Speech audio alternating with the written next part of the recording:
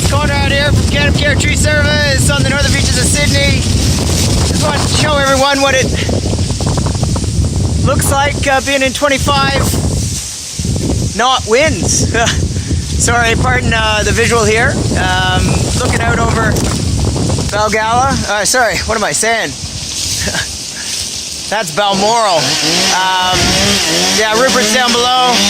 We're up this beautiful Sydney blue gum. And a bit windy today. This is the third attempt at climbing this tree. Been up, got a wicked storm. And then I got another storm with about 40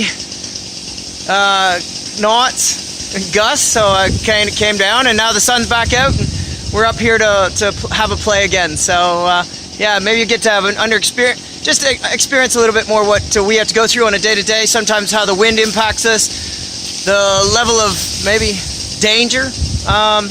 Not to say that lightly or foolhardily, but it is one of the things, one of the elements that adds to the cost of tree work. So yeah, Conrad here from Canopy Care Tree Service, talking to you from the top of Sydney blue gum, and with some 25-degree knots. Take care and have a good day.